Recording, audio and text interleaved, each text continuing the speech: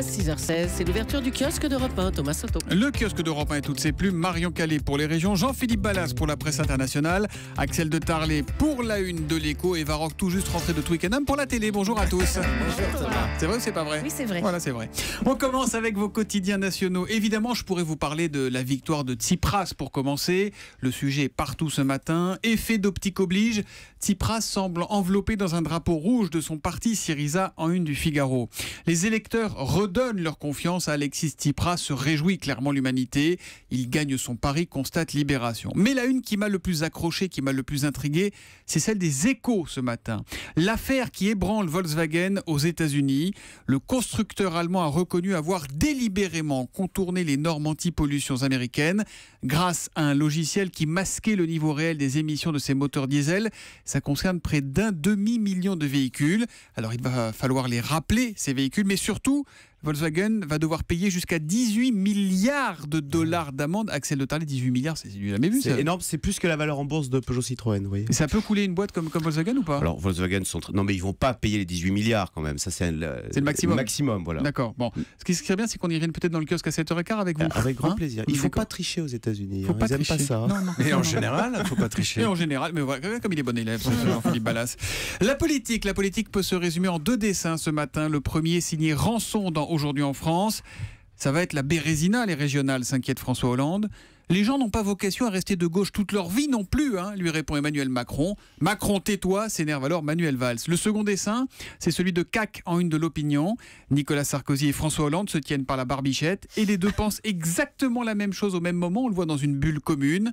S'il est candidat, il me reste une chance d'être élu en 2017.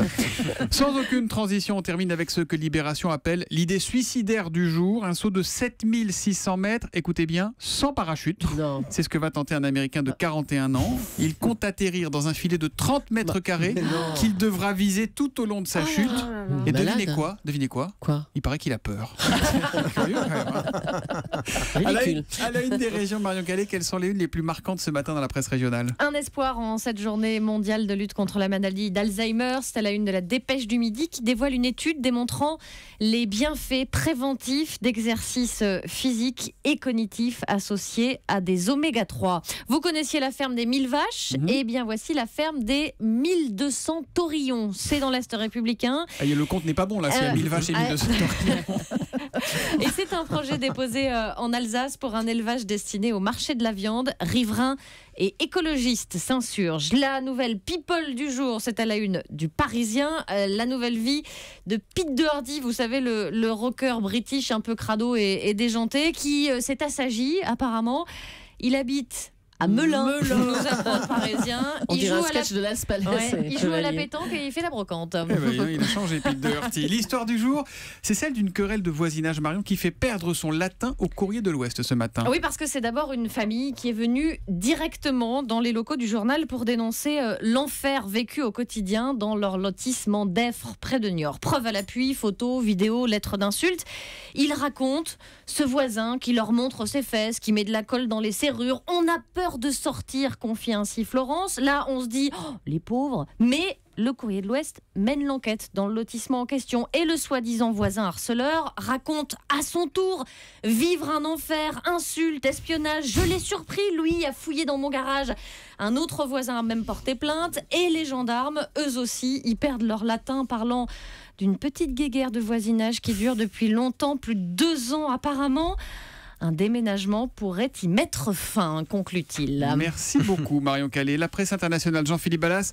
On va dans le Colorado, aux États-Unis. Le Colorado devenu le paradis des fumeurs de cannabis à plus d'un titre. Oui, puisque là-bas, depuis plus d'1 an maintenant, vous pouvez vous enrouler un petit sans crainte d'être arrêté par la police. Oui, le cannabis est légal dans l'État du Colorado et pas seulement à des fins thérapeutiques. Légal, mais taxé, assez sévèrement d'ailleurs pour les vendeurs et les consommateurs. Et manifestement, cela n'a pas freiné le commerce, puisque la marijuana a rapporté beaucoup, vraiment beaucoup, quasiment 2 fois plus que ce qui était initialement prévu dans le budget. Et c'est là qu'intervient un article étonnant dans la Constitution du Colorado. Si l'État a récolté plus que prévu, eh bien, il doit rendre la différence aux contribuables. C'est incroyable. Ça vous fait rêver, Axel, ça, hein? Alors, résultat, on a trouvé un moyen. On a eu un jour sans taxe dans le Colorado pour les amateurs de cannabis et les boutiques qui en vendent.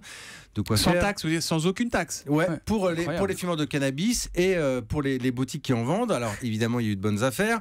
Et le cannabis qui s'invite aussi, ça c'est intéressant, dans la campagne américaine, comme le raconte le Denver Post. Ce qui se passe aujourd'hui dans le Colorado, c'est observé de près ailleurs. Les sondages d'opinion montrent d'ailleurs que les Américains sont de plus en plus tolérants à l'égard du cannabis. Alors, pas de quoi légaliser dans tout le pays, évidemment, mais sans doute de quoi poser quelques questions aux candidats. Ah bah, dis donc, étonnant. En tout cas, ça fait rêver une journée sans taxe comme ça. Hein, n'est-ce pas, Axel de Tarlet? La pub sur Internet. Oh là là, est-ce que ça vous énerve, vous, la pub sur Internet? Ça devient insupportable. Oui. Hein. Et ben, elle n'attire pas les clients. Voilà. C'est-à-dire aujourd'hui en France. Il y a eu une enquête exactement dont on parle aujourd'hui en France. On est tous agacés. D'autant que maintenant, ce sont des vidéos qu'on est obligé de regarder. Hein. Vous êtes obligé de regarder, de laisser défiler la vidéo. Voilà, maintenant vous ne pouvez plus. Ça. Eh bien, le résultat est que c'est catastrophique. Hein. 80. Alors, c'est jugé le mode de publicitaire le plus dérangeant, le plus intrusif. Il y a le pire encore, c'est le démarchage au téléphone. Enfin, c'est le numéro 2 dans l'ordre. Le démarchage, vous raccrochez. Allô, au revoir. Voilà, là vous êtes obligé de regarder la pub. Et sinon, liste rouge. Hein, Donc, vous n'avez plus d'appels. Donc ça énerve, c'est inefficace. 80% des internautes disent ne jamais avoir acheté un bien en lien avec cette pub qui défile sur leur écran. Et c'est même contre-productif parce qu'il y a beaucoup d'internautes qui gardent une dent dure contre cette publicité qu'ils viennent de voir. Il y en a 28% qui disent qu'ils jugent l'enseigne égocentrique. Voilà. Oui, mais on peut s'équiper de logiciels anti-pub. Alors c'est ça qui inquiète énormément les sites internet, c'est que de plus en plus les gens s'équipent de ces logiciels. Il y a 10% des internautes maintenant qui les ont. Et à tel point que Google dit, écoutez, là on est en train de scier la branche sur laquelle on est assis, et donc qui a fait un protocole mobile friendly, je le prononce bien. Donc, parce que notamment sur les téléphones mobiles, les gens, ça énerve beaucoup les publicités, et donc pour faire en sorte que ce soit uniquement que la publicité soit douce et qu'elle ne soit pas intrusive. Voilà. Est-ce que ça vous arrive, je fais un petit sondage là, de ne pas regarder la vidéo que vous vouliez voir à cause de la pub? Ça arrive. Ouais, vous abandonnez. C'est ça. Voilà. Alors on note quand même que les publicitaires font des efforts maintenant pour que la pub accroche dès le début, qu'elle soit bien réalisée. Non mais le pire c'est sur les mobiles, parce que vous êtes vous avez une mauvaise connexion, et si vous partez sur une pub. C'est l'heure de s'intéresser à la grand-mère à moustache, comme l'appelaient les Guignols. Francis Cabrel, un chanteur très discret, c'est sur France 3 à 20h50 ce soir. Vous savez que c'est avec cette chanson qu'il a débuté sa carrière. On est en 74 et c'était un radio-crochet qu'il gagne. Il avait écrit cette chanson pour sa femme. Et c'est un début de carrière pour Francis Cabrel qui est marqué aussi par sa résistance face aux maisons de disques. Ça, on s'y attendait un peu moins. Et les maisons de disques qui cherchaient notamment à le formater. Et voici ce qu'il disait à l'époque. Le problème avec les maisons de disques, c'est qu'il faut leur faire assez vite comprendre ce qu'on veut, ce qu'on veut pas, quoi. Et le rapport de force étant immédiat, il vaut mieux avoir du succès assez vite pour pouvoir taper sur la table et que ça ait une résonance. Comme personne n'a la recette du succès, c'est obligé de faire confiance. Et moi, je suis assez méfiant et assez distant par rapport à ce genre de choses. Voilà, c'est-à-dire qu'à travers l'image un peu lisse qu'on lui donnerait facilement à Francis Cabrel, on découvre plutôt un artiste très déterminé, un peu brusque même quand il s'agit de congédier des musiciens, et puis un homme engagé, alors notamment en 2009, quand il décide en fait de s'afficher aux côtés de José Bové. Vous vous souvenez, c'était juste avant le procès pour le saccage du McDo à Millau, voilà, et un engagement que raconte le syndicaliste. C'était une façon de dire on peut construire le monde autrement. Et ça, je crois que c'est quelque chose qu'il a ressenti, et de se dire on peut voir le monde à partir d'un tout petit lieu. Et à partir de ce petit endroit, eh bien, on peut avoir une vision globale de la planète. Et je crois que c'est ça qui nous a rapprochés dans ce moment. Alors vous verrez, le documentaire a du mal à éviter le caractère un peu hagiographique du portrait, mais on décèle quand même quelques failles. Et puis c'est un plaisir de retrouver les textes de Francis Cabrel. Il y en a vraiment certains qui sont des petits bijoux. Voilà, et puis à regarder, sauf si vous n'aimez pas Francis Cabrel, bien évidemment. Ah bah, ça c'est sûr.